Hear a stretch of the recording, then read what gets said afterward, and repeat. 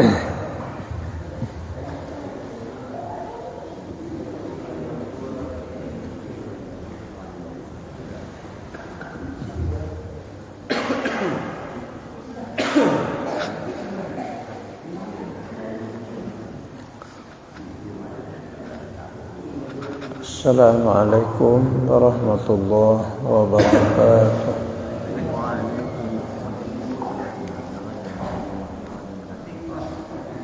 Alhamdulillah rabbil alamin. Wassalatu wassalamu ala asyrafil anbiya wal mursalin sayyidina wa maulana Muhammadin wa ala alihi wa sahbihi ajma'in. Qalu subhanaka la ilma lana illa ma 'allamtana innaka antal alimul hakim.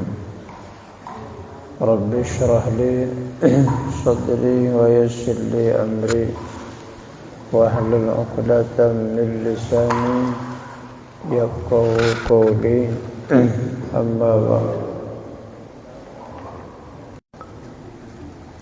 Bapak-bapak, ibu-ibu, jamaah pengajian rahimakumullah. Kembali kita lanjutkan kajian ilmu tasawuf kita. Materi kajian kita masih seputar Fadilatus Sakha, kelebihan orang-orang pemurah. Bismillahirrahmanirrahim. Dan kata Jabir radhiyallahu anhu, Jabir bin Abdullah,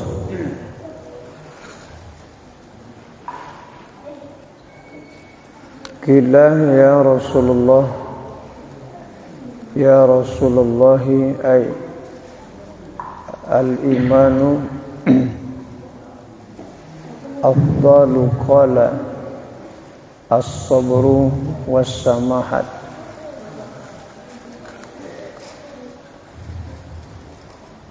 Berkata seorang laki-laki kepada Rasulullah sallallahu alaihi wasallam. Ada seorang laki-laki berkata kepada Nabi kita Muhammad sallallahu alaihi wasallam, ya Rasulullah, apa iman yang terlebih afdal itu? Maka sabda Nabi, yaitu sabar dan murah hati. Laki-laki itu bertanya kepada Nabi, ya Rasulullah, setelah beriman, apa yang paling baik bagi seorang hamba yang beriman itu?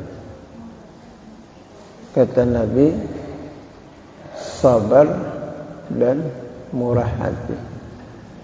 Ya.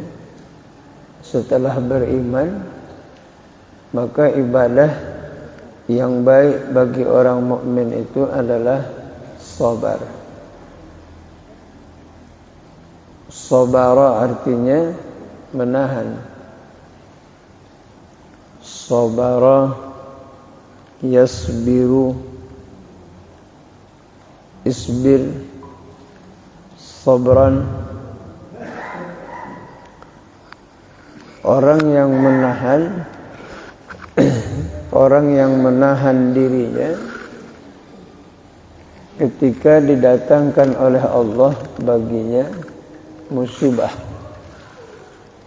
hatinya tidak meronta, hatinya tidak melawan, tidak membangkang apa yang diberikan oleh Allah kepadanya.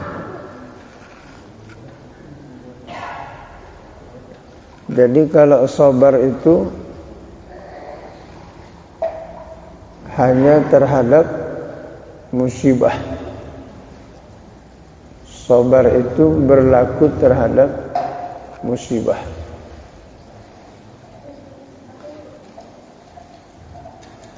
Di dalam Al-Quran Allah Subhanahu wa ta'ala menjelaskan, وَلَنَبْلُوَنَّكُمْ بِشَيْءٍ مِّنَ الْخَوْفِ وَالْجُوعِ وَنَقْصٍ مِّنَ الْأَمْوَالِ وَالْأَنفُسِ وَالثَّمَرَاتِ وَبَشِّرِ الصَّابِرِينَ. Dan kami hendak menguji hamba kami dengan sedikit rasa takut dan sedikit rasa lapar, kekurangan harta, kekurangan jiwa, dan kekurangan buah-buahan. Wa basyiris sabirin, dan gembirakan olehmu orang-orang yang sabar. Orang-orang yang sabar itu gembirakan,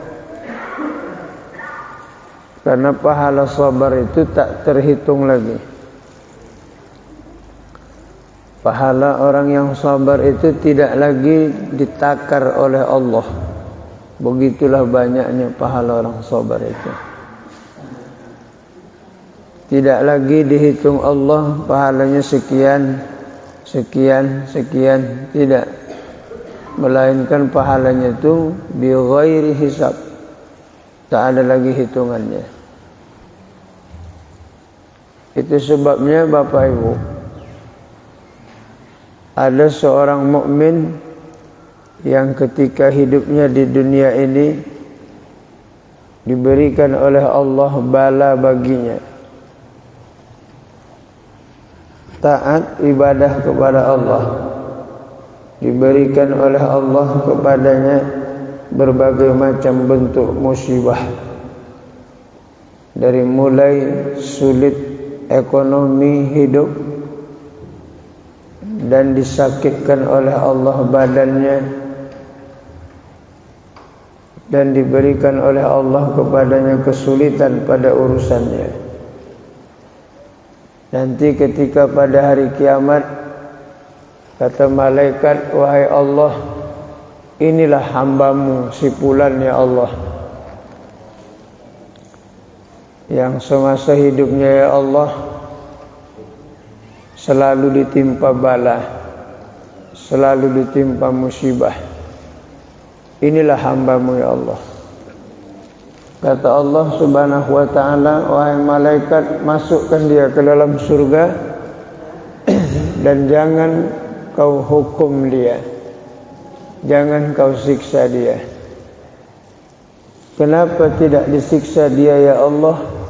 Cukup semasa di dunia aku sudah siksa dan aku hukum dia. Sekarang ini aku malu menghukumnya. Masuk ke dalam surga bi ghairi hisab. Itulah kelebihan daripada sabar itu, ya. Makanya Bapak Ibu,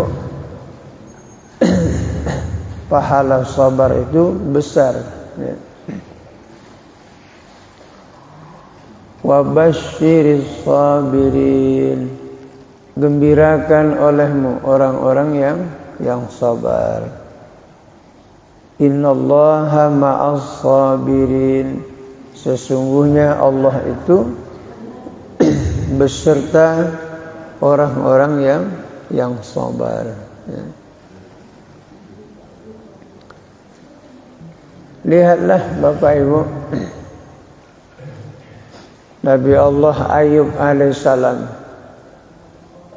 ketika diberikan oleh Allah sakit 16 tahun. Nabi Ayub sakitnya 16 tahun. Kalau kita seminggu sakit udah ditinggalkan istri, ya Pak.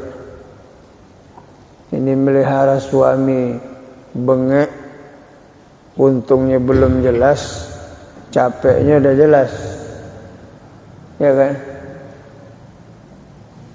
Artinya minggir aja, minggir, berhenti aja jadi istri. Kalau capeknya dah jelas, untungnya belum tentu. Nabi Ayub 16 tahun sakit. Ada sejarah yang salah itu.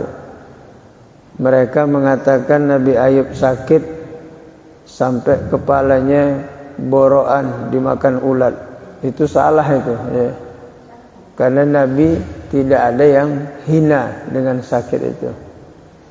Nabi diberi penyakit semakin bertambah kualitasnya, bukan semakin berkurang. Jadi sejarah itu salah yang mengatakan Nabi Ayub itu kepalanya berulat, banyak belatung, sehingga jatuh belatungnya, dia ambil kembali, dia letak, inilah makananmu. Itu salah. Karena kalau Nabi pula begitu, siapa lagi yang mau ikut dakwahnya? Itu penyakitnya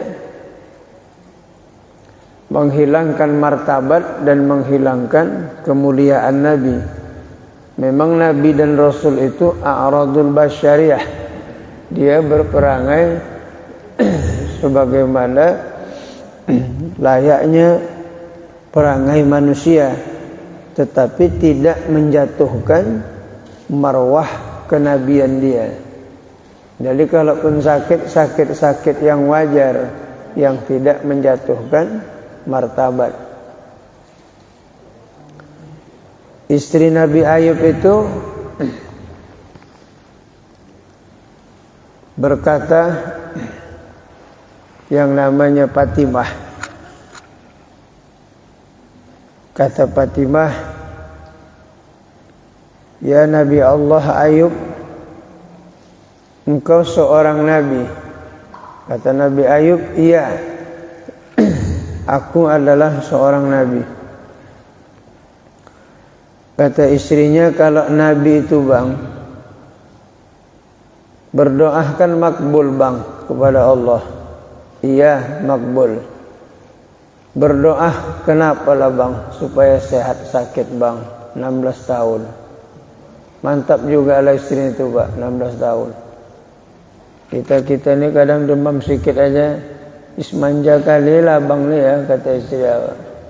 Padahal betul-betul sakit, ya kan pak? Demam apa namanya itu? Demam kura-kura apa demam labi-labi? Demam kura-kura. Sebentar-bentar dingin, sebentar-sebentar panas.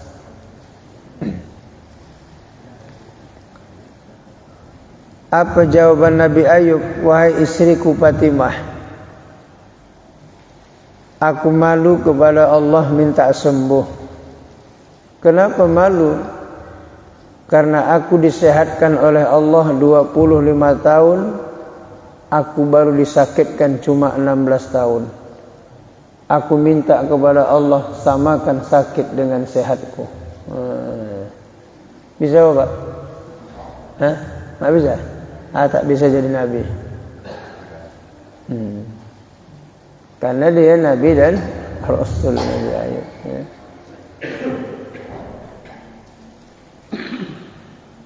Kita 4 jam aja sakit sudah heboh. 4 jam. Apalagi 16 tahun. Payah juga lah cari istri yang tahan 16 tahun. Suaminya terbujur. Ya kan Pak? Yang kebanyakan, tapi tidak semua lah pula. Ya. Yang kebanyakan ada uang abang sayang. Tidak ada uang, abang ditendang melayang-layang.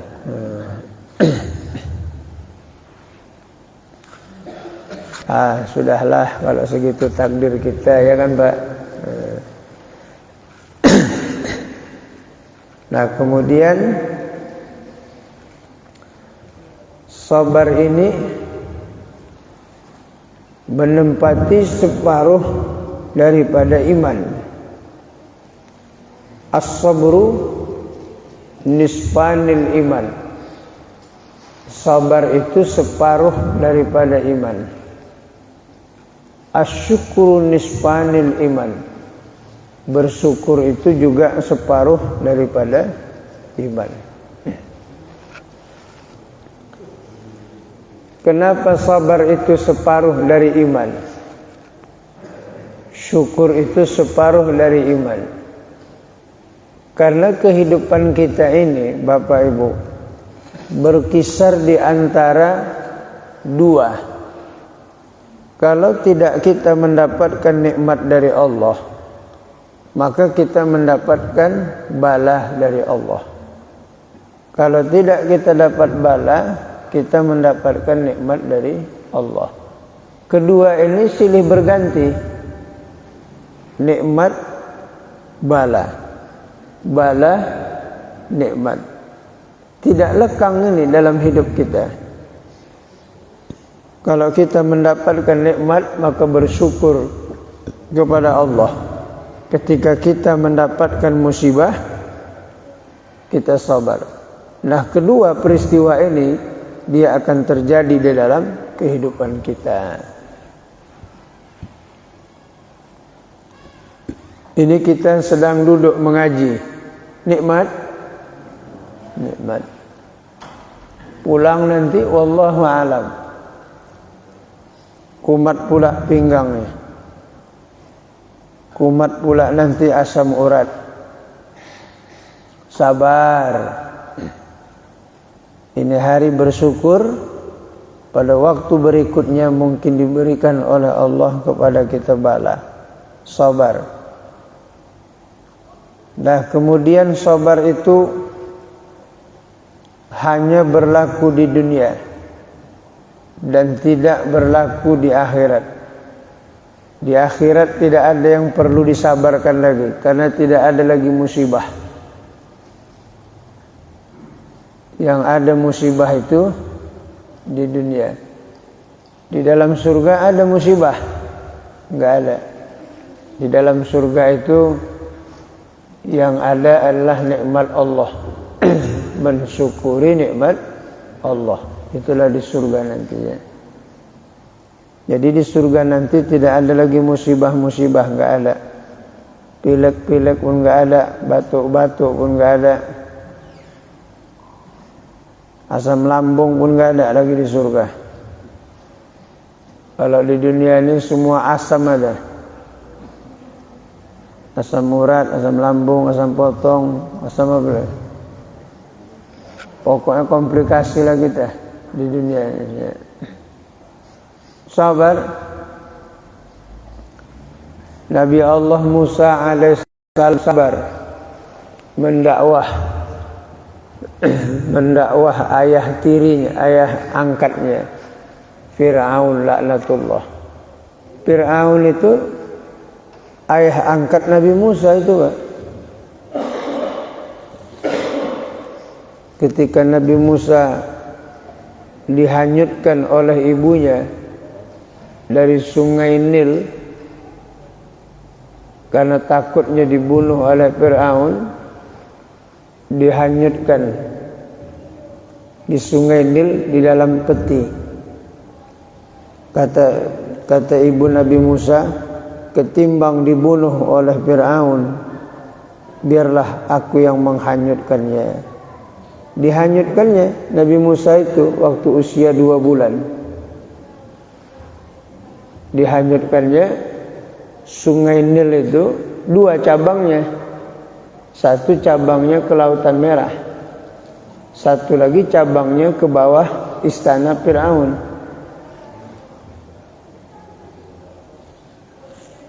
Karena Fir'aun itu tidak mau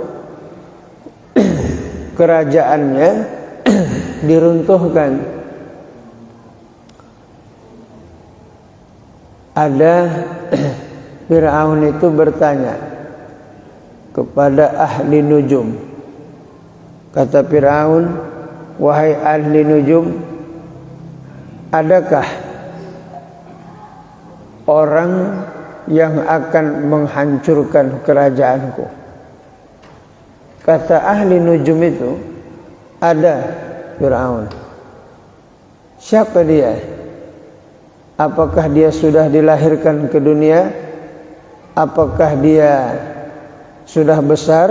Apakah dia juga punya kerajaan? Kata ahli nujum, belum Fir'aun. dia belum lahir. Dia belum lahir orangnya. Apakah sperma suaminya sudah jatuh ke dalam rahim istrinya? Belum, Firaun. Nama ayah Nabi Musa adalah Ali Imran. Itulah surah Al-Quran. Ali Imran. Itu ayah Nabi Musa itu. Surah Ali Imran. Lalu kata Fir'aun, perintahkan kepada seluruh Al-Gojo, setiap suami istri tidak boleh bersetubuh mereka. Itulah Fir'aun. Belum ada pemimpin kita melarang orang bersetubuh suami istri. Ada? Fir'aun itulah. Jangan ada yang bersetubuh bergaul sama istrinya, karena takut nanti hamil, lahir anak akan mengancam kerajaan Fir'aun. Makanya setiap rumah dijaga, bahkan dikasih uang untuk tidak bergaul. Pada waktu itu Ali Imran dia bekerja di istana Fir'aun, mengipas Fir'aun itu tidur. Satu hari istrinya berhajat kali bersetubuh sama suaminya. Datanglah istrinya ke istana. Ditakdirkan Allah pada malam itu seluruh prajurit itu tertidur semuanya. Bahkan Fir'aun pun tertidur. Akhirnya istri Ali Imran ini bersetubuhlah mereka tepat di atas kepala Fir'aun. Tetapi mereka ditidurkan oleh Allah, terlena semuanya. Pada waktu itu muka Ali Imran itu bercahaya karena nur Nabi Musa alaihissalam di dalam tubuhnya. Bangkit Nabi Musa, ditengoknya muka Ali Imran itu sudah tak ada cahaya lagi, pindah ke dalam rahim istrinya. Besok pagi Fir'aun bertanya kepada ahli nujum, apakah sudah jatuh bibitnya ke dalam rahim istrinya? Kata ahli nujum, sudah Fir'aun katanya. Itulah Pak. Dulu ahli nujumnya jago-jago, enggak macam sekarang. Sekarang nokoh-nokoh. Siapa Pak Datuk yang ngambil kereta kami? Yang ngambilnya kakinya letter O, matanya juling, orangnya kurus. Itu enggak pas, bohong aja bohong. Ahli nujum dulu pas. Karena mereka melihat Lauh Mahfuz. Jin itu bisa mereka kirim ke Lauh Mahfuz sana. Tahu dia berita dari langit sana. Sudah masuk bibitnya ke dalam rahim istrinya. Sudah hamil dia. Sudah. Kata Fir'aun, bunuh setiap perempuan yang hamil di Mesir ini. Setiap perempuan yang hamil, bunuh. Istri Imran hamil. Ketika datang Al-Gojo ke rumahnya, rupanya kehamilannya itu tidak nampak seperti layaknya perempuan sekarang.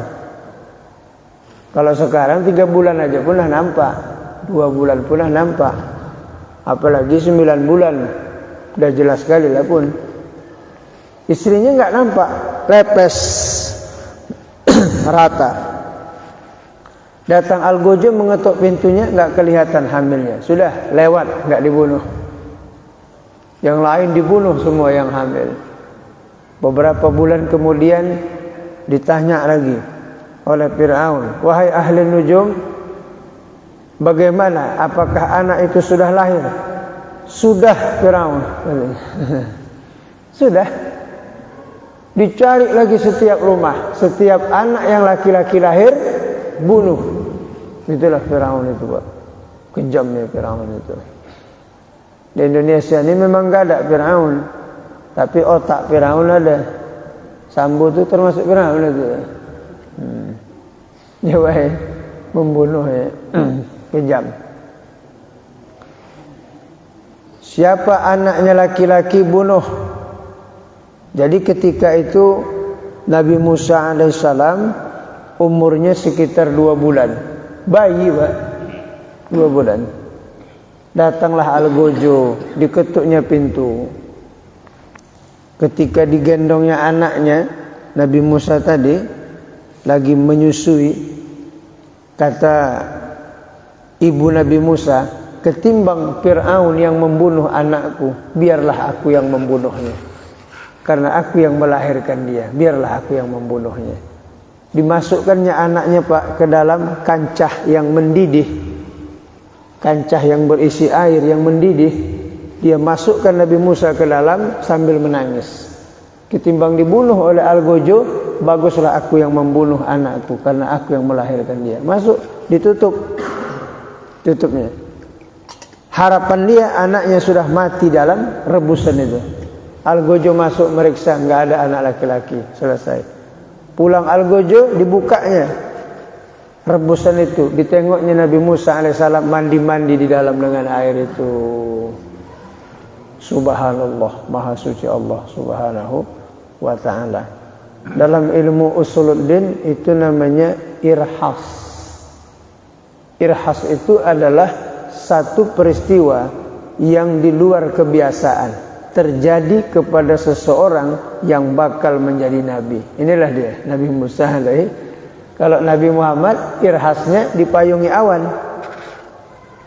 Kalau Rasul itu berjalan dipayungi awan, berhenti Nabi, awannya berhenti. Berhenti Rasul di sebuah pohon, pohonnya merunduk menutupi Nabi. Itu namanya irhas. Satu peristiwa di luar daripada kebiasaan yang terjadi kepada seseorang yang bakal menjadi seorang nabi. Namanya irhas. Sesudah menjadi nabi itu namanya mukjizat. Mukjizat itu hanya ada kepada nabi, tidak ada kepada artis. Bapak tengoklah di TV itu artis dapat mukjizat. Dah mukjizat yang mana dapatnya? Diangkatnya lah anaknya sambil menangis, dipeluknya dengan kasih sayang. Dimasukkannya lah ke peti. Wahai Allah, aku rela ya Allah, aku hanyutkan anakku ketimbang dibunuh oleh Firaun. Hanyut. Yang satu Sungai Nil itu arusnya ke Lautan Merah. Yang satu lagi arusnya ke bawah istana Firaun. Kebetulan Firaun sedang duduk di teras bersama istrinya Asyah. Jadi ketika lewat nampak Asyah dari jauh, ada peti hanyut. Kata Asyah, Algojo, coba kalian lihat apa yang hanyut itu. Dia tengok Algojonya, peti Asyah. Ambil. Kata Asyah, ambil petinya. Mereka ambil, peti itu enggak mau minggir-minggir, enggak mau ke pinggir peti itu, Pak. Dia ditarik oleh Algojo itu enggak mau minggir-minggir petinya. Ketika Asyah yang mencangkoknya, minggir petinya. Padahal sebelum itu Asyah berjanji sama Firaun. Orang itu kan enggak ada anak. Kata Asyah, maksudnya Firaun. Ya singkat aja lah Pak kan. Andaikan ada anak laki-laki, bersediakah engkau untuk dibesarkan di rumah ini? Kata Firaun, enggak. Kalau anak laki-laki itu aku bunuh dia kalau lahir di Mesir. Kalau lahirnya di kota Mesir, aku akan bunuh dia. Waktu dibuka anak laki-laki, kata Firaun, bunuh. Bunuh ini. Ini anak akan menghancurkan kerajaanku. Kata Asyah, singkat aja lah ya kan. Tadi kan kita sudah janji, kalau laki-laki yang lahir di Mesir dibunuh, aku setuju. Ini kan anak hanyut. Ini anaknya kan hanyut, bukan lahir di Mesir, kan hanyut. Kata Firaun, sudahlah, besarkan dia, enggak apa-apa. Akhirnya Nabi Musa itu dibesarkan di istana Firaun. Firaunlah Pak yang membesarkan dia. Ketika dipangku oleh Firaun, Nabi Musa usianya 2 bulan dipangku sama Fir'aun, ditariknya jenggot Fir'aun tuh, Pak. Waktu dipangkunya di sini, ditariknya jenggot Fir'aun tuh sekuat-kuatnya, macam mau lepas kepala Fir'aun. Kata Fir'aun, ini anak kurang ajar nih. Kecil sudah pandai dia menghantam aku, katanya. Berarti inilah dia yang jahat itu. Kata Asiyah, kurasa kau stres ya. Masa anak 2 bulan kayak ginilah kau ngambil hati kali. Manalah ada akalnya. Anak 2 bulan manalah bisa kita ambil sikapnya itu. Namanya anak-anak. Kalau kau nggak percaya Fir'aun, dia ini anak-anak, ayo kita coba. Disediakan api sama madu. Mana yang dicapainya, mana yang diambilnya. Diletakkan api sama madu. Nabi Musa 2 bulan, yang diambilnya madu, api tidak. Itulah berakalnya sudah dia, Nabi Musa itu. Tetapi ketika dia mau mencapai madu, maka malaikat Jibril menepiskan tangannya ke arah api. Ditepisnya tangan Nabi Musa sehingga memegang api dia. Kata Asiyah, aku tengok kan gak ada akalnya kan, api kan dipegang bukan madu. Itulah selamat dia.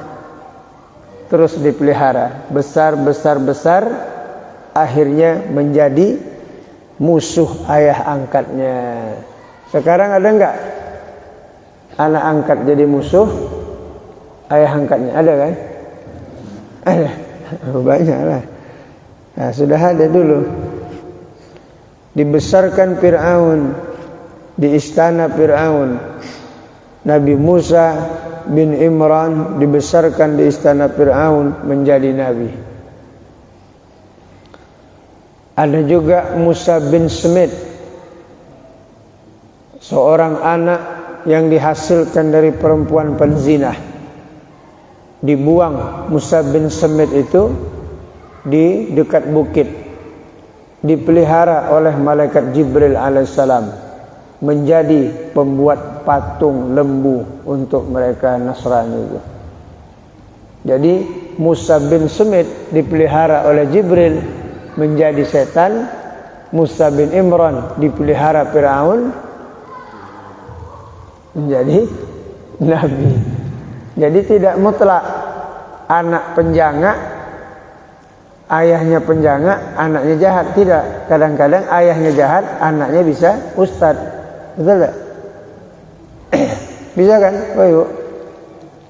Ayahnya bandit, kelas kakap, anaknya masuk pesantren, jadi kiai besar. Ada? Ada. Ayahnya guru besar, anaknya iblis. Ada? Ada. Nah, itulah namanya takdir Allah Subhanahu wa ta'ala. Sabar Nabi Musa itu, sabar. Menghadapi ayah angkatnya Nabi Musa itu sabar. Dia tetap berserah diri kepada Allah. Makanya suatu saat Bapak Ibu, ketika Nabi Musa mau berdakwah kepada Fir'aun, apa yang diajarkan oleh Allah kepadanya? Wahai Musa, ketika kau berhadapan kepada Fir'aun, supaya kau tidak gugup dan supaya diterima ucapanmu, bacalah olehmu, Rabbi syrahli sadri wa yassirli amri wahlul 'uqdatam min lisani yafqahu qawli. Itulah doa. Itulah bacaan doa Nabi Musa alaihissalam.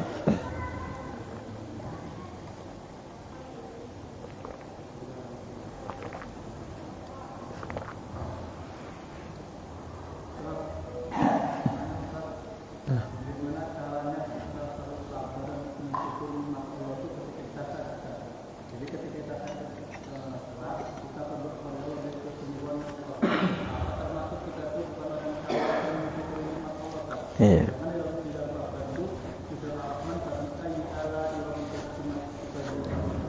Iya.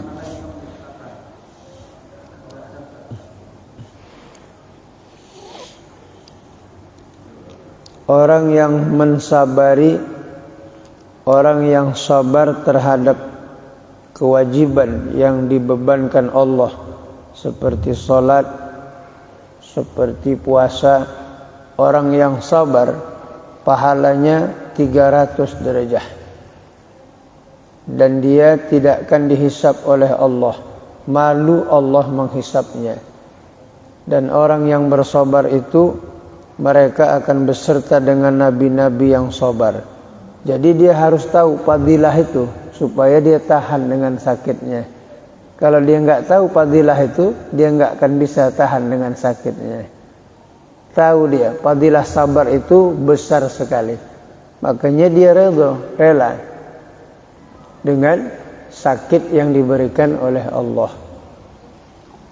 Itu makanya sabar terhadap bala dan musibah itu pahalanya lebih daripada meninggalkan yang haram. Kalau meninggalkan yang haram pahalanya 600. Tetapi kalau sabar terhadap musibah pahalanya 900. Yang mana lebih besar? 900 derajat. Mensabarkan musibah 900 derajat pahalanya. Itu makanya orang yang ditimpa oleh Allah sakit gugur dosanya.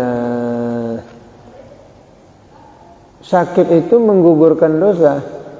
Makanya di zaman Nabi ada seorang laki-laki ketika dia melihat seorang perempuan cantik, ditengoknya perempuan cantik itu Pak sampai masuk gang, tak lepas-lepas dia nengoknya. Macam kita juga lah kan. Tidak. Kita sampai masuk rumahnya baru lepas mandang, nengok gini. Nah, begitulah. Setelah dia nengok perempuan itu memaling kembali, kepalanya terjedot sama tembok, bengkak. Mengadu dia kepada Nabi, wahai Rasul, aku melihat perempuan cantik dari mulai pasar hingga sampai masuk ke rumahnya. Ku lihat ya Rasul. Ketika aku berpaling ya Rasul, keningku terjedut bengkak ya Rasul. Apa kata Nabi? Cukuplah bengkak itu menghapus dosa kau melihatnya. Mau Bapak? Mau kayak gitu? Asal melakukan dosa langsung dibalas. Mau? Baguslah. Di akhirat enggak dihitung lagi karena sudah kena balasannya. Mau? Enggak usah aja lah Ustaz. Sekalian aja lah Ustaz nanti di akhirat. Sekalian apa? Sekalian ditimpa azab Allah dengan siksaannya. Bagus. Makanya kalau kita sakit menggugurkan dosa. Hah? Boleh juga kalau memang sakit itu bertambah musibah. Kita kadang-kadang kalau sakit tidak bertambah pahala, bertambah dosa. Pertama dosa sama Allah, yang kedua dosa sama istri. Kenapa berdosa sama istri Ustaz? Asik merepet aja, merampang aja kerjanya. Sikit-sikit lambat istrinya marah. Nah, itu kan dosa juga lah itu kan tadinya. Itu makanya hukum berobat harus. Kalau kita bisa sabar, silahkan. Kalau enggak sabar, silahkan berobat. Ya. Besar pahalanya. Jadi kalau berdoa boleh juga untuk kesembuhan, tapi kalau dia mau sabar dengan sakitnya lebih bagus. Ya. Hah?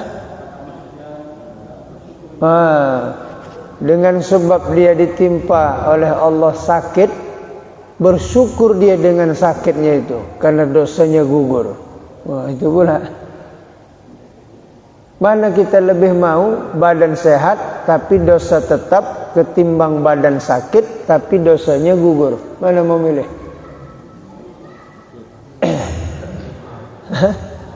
Gimana? Badan sehat tapi dosa tidak gugur. Badan sakit tapi dosanya gugur. Mana mau? Badan sehat, dosa gugur. Itu bukan milih, kemauan itu.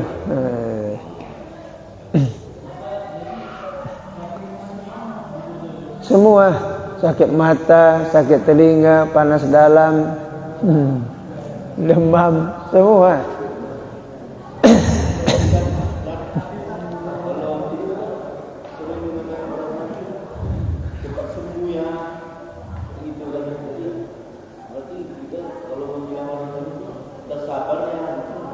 Ya. Ini berkaitan dengan masalah tingkatan iman. Memang kalau seperti kita ini bagusnya sembuh, karena kalau udah sakit hatinya meronta. Satu saat Bapak Ibu lewat penyakit yang bernama Ummu Muldam. Induk penyakit itu namanya Ummu Muldam. Jadi ketika Ummu Muldam itu lewat, dipanggil Nabi, "Ya Ummu Muldam, wahai induk ibu penyakit, kemari." Kata Ummu Muldam, "Ada apa ya Rasul? Kau mau kemana?" Ummu Muldam, induk penyakit, "Kau mau kemana?" "Aku mau masuk ke dalam tubuh manusia." "Untuk apa?" "Untuk menyakiti dia, supaya dia sakit, meriang, lepor, kanker, asam lambung, supaya dia sakit." Ditanya Nabi, "Memangnya diperintahkan Allah kau masuk ke dalam tubuh orang supaya sakit, kelebihannya apa?" Kata Nabi, "Apa manfaatnya?" Kata Ummu Muldam, "Ya Rasulullah, kelebihan orang-orang yang disakitkan oleh Allah bukan main besarnya ya Rasul. Gugur seluruh dosanya ya Rasulullah. Dia seperti bayi yang lahir dari kandungan ibunya ya Rasul." Oke? Hah? Mau? Pikir-pikirlah dulu ya. Itu makanya kita tidak bisa menyamakan seperti makom Nabi sama aulia. Makom kita seperti ini, karena kita kalau udah sakit sedikit puyar semua, ibadahnya puyar, semuanya puyar semua. Jadi kata Nabi, "Wahai Ummu Muldam, kalau kau mau masuk ke dalam tubuh seseorang, pergilah, masuklah engkau ke dalam tubuh kaum Ansar." Kaum Ansar itu baru pulang dari berperang. Masuklah ke tubuh kaum Ansar itu. Berangkatlah Ummu Muldam, masuklah dia ke dalam tubuh kaum Ansar. Sahabat-sahabat Nabi yang berada di Madinah itu Pak, semuanya sakit. Ada yang demam 3 bulan, ada yang 6 bulan, sakit demam semua. Kaum Ansar itu. Jadi setelah itu mereka sehat 6 bulan. Sehat, mereka bertemu kepada Nabi. "Assalamu alayka ya Rasul." "Waalaikumsalam." Kata Nabi, "Marhaban, ahlan wa sahlan." Selamat sahabat-sahabatku, sukses, kata Nabi. Sahabat kaum Ansar itu bingung, Rasul kok bilang sukses padahal kami sakit. Kata Nabi, bersyukur kalian kepada Allah. Kalian sembuh dari sakit. Selama kalian sakit, digugurkan Tuhan dosa kalian, kata Nabi. Habis itu Nabi berkata, "Wahai Ummu Muldam, induk penyakit, datanglah kau ke tubuhku sering-sering." Nah itu Pak, Rasulullah minta Ummu Muldam itu agar mampir ke tubuhnya. Kalau kita enggak, dimatikan obat pakai ayam putih sama, supaya sakit itu jangan datang lagi. Karena ada dosa itu Bapak Ibu yang gugur pakai istighfar, yang gugur pakai sedekah, yang gugur dengan sholat, yang gugur dengan puasa. Kadang-kadang tidak gugur dengan ibadah, tapi gugur dengan disakitkan Allah. Bisa? Setuju? Nggak ada yang jawab.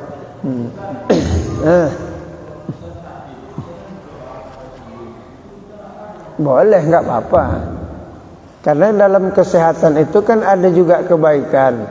Supaya kita bisa beraktivitas, berbuat kebaikan, boleh. Ya, nggak apa-apa. Hah? Kalau dia minta sehat, berarti dia mensyukuri nikmat kesehatan. Nah, tidak lagi mensobarkan bala. Makanya musibah itu sabar, habis musibah syukur. Itu makanya antara syukur dengan sabar silih berganti. Kalau tidak sabar syukur, kalau tidak syukur sabar. Makanya ketika dapat nikmat syukur, ketika datang bala sabar, dua saja. Makanya asyukru was-sabru nisfanil iman. Sabar dan syukur itu adalah separuh daripada iman, ya, separuh dari iman. Ini nanti kita pulang, istri kita sudah masak nasi goreng pakai telur dadar, dibuatnya luwak white kopi, kemudian pisang barangan. Awak pulang, alhamdulillah. Takutnya awak pulang, istri masih dalam kelambu, dia masih tidur. Awak buka pintu, dia masih. Kita sudah lapar. Macam mana, Pak? Syukur? Sabar. Bang.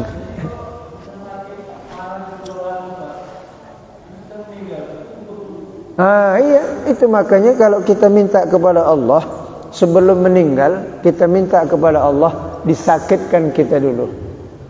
Makanya ada orang, kalau bisa saya meninggal jangan pakai sakit-sakit, salah, rugi. Hendaklah didahului dengan sakit. Karena dengan sebab sakit, sabar, gugur dosanya, meninggal, dapat pahala sabar. Dan mati itu sendiri mendapatkan pahala dan menggugurkan dosa. Mati itu sendiri bisa menggugurkan dosa. Kenapa? Dia sabar. Makanya waktu seseorang mau meninggal, sunnah berakhlak. Seseorang mau meninggal itu, Bapak Ibu, sunnah berakhlak waktu mau meninggal. Bagaimana akhlak orang mau meninggal? Bapak Ibu jangan terlalu mengaduh-ngaduh. Itu akhlak itu. Ini aduh. Itu akhlak, jangan aduh-aduh. Allah, subhanallah, la ilaha illallah, itu akhlak. Sudah, waktu kita sakit mau menghadap sakratul maut, jangan lasak. Ini tangan gini-gini, lasak sana kemari, itu etika. Sabar dia menunggu kematiannya, itu etika. Tatkala menghadapi kematian, apalagi etikanya, besarkan harapan ampunan kepada Allah. Karena ketika mau sakratul maut, kita sudah tidak bisa lagi beramal ibadah kepada Allah. Husnuzan, baikkan sangka kita. Ya Allah, balaskan segala macam kebaikanku ya Allah, ampunkan segala macam dosaku ya Allah. Apalagi etikanya, minta izin kepada orang di sekelilingnya. Minta izin awak sama istri, woi, umpamalah aku minta izin woi ya, mungkin aku mau meninggal nih, mungkin aku mau berangkat, izin aku ya. Anak-anak ayah mau pulang, ayah mau meninggal, izin ayah. Itu etika.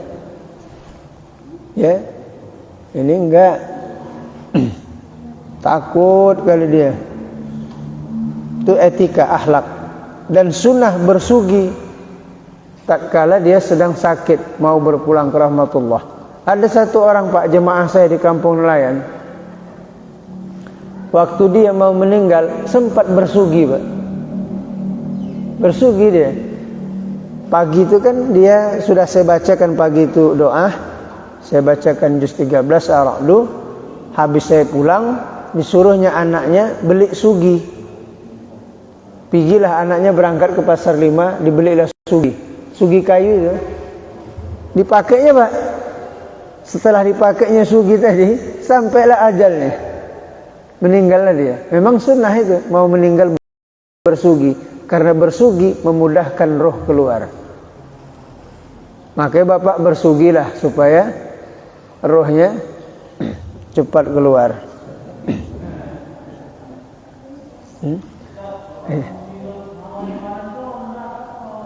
Hah? Itulah namanya bahagian daripada sakaratul maut. Sakaratul maut ini Bapak Ibu keadaannya macam-macam. Ada nanti tangannya itu lasak bergerak ke sana, meraba-raba, ditilam. Kadang-kadang meraba kelamin, ada itu waktu mau mati. Kadang-kadang ada kepalanya gini, begini, macam-macam menghadapinya. Itulah namanya mabuk mati itu, sakaratul maut.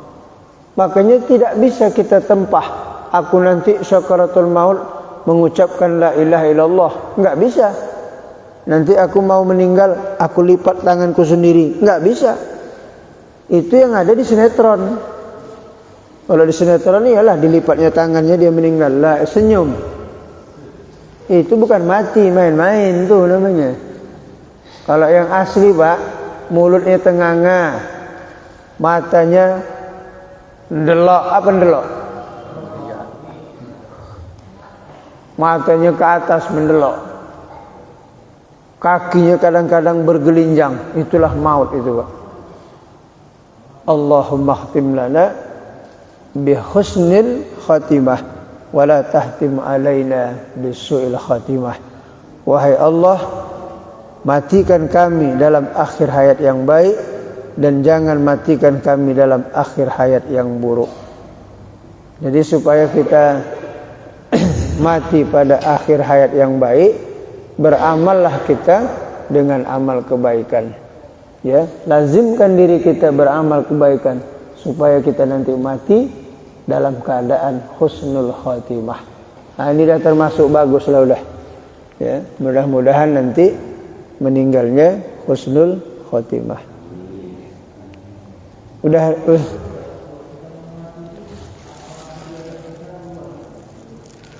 Iya betul, tabiat dibawa mati. Kalau biasanya minum kamput, mau meninggal, gini aja lah tangannya.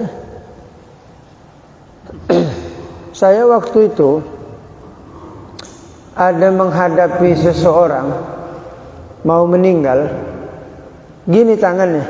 Dia tidur memang, tidur gini Pak, telentang, tapi tangannya gini.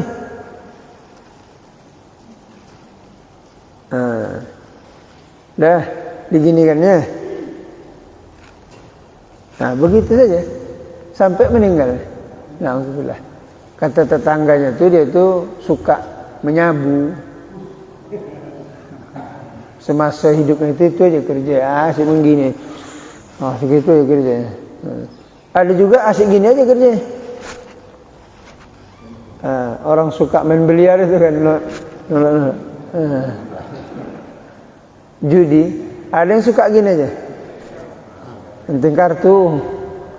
Itu tabiat dibawa mati itu namanya. Yang jelek siapa? Ahli warisnya. Malulah ahli warisnya. Nauzubillah, kita jangan gitu ya. Kalau bisa kita nanti subhanallah, subhanallah, la ilaha illallah, kan bagus. Itu namanya husnul khatimah. Yang tidak baik adalah su'ul khatimah, ya. Nah, sudahlah dulu seginilah kaji kita ya. Akan datang wallahu a'lamu bishawab.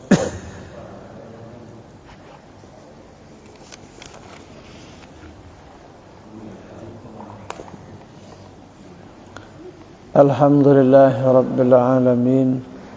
Wassalatu wassalamu ala ashrafil anbiya wal mursalin Sayyidina wa maulana Muhammad wa ala alihi wa sahbihi ajma'in.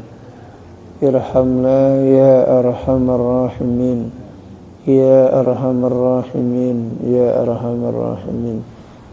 Allahumma anzil rahmah wal maghfirah wal ni'mah wal inayah wal tawfiq wal hidayah wal istiqamah alaina ala hazihil jama'ah wa ala al-muslimina wal muslimat wal mu'minina wal mu'minat innaka ala kulli syai'in qadir.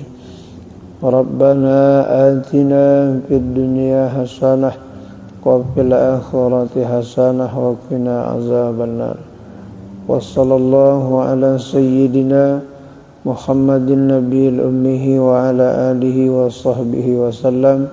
Subhana rabbika rabbil izzati amma yasifun. Wassalamun alal mursalin walhamdulillahi rabbil alamin. Wabillahi taufiq wal hidayah. Assalamualaikum warahmatullahi wabarakatuh.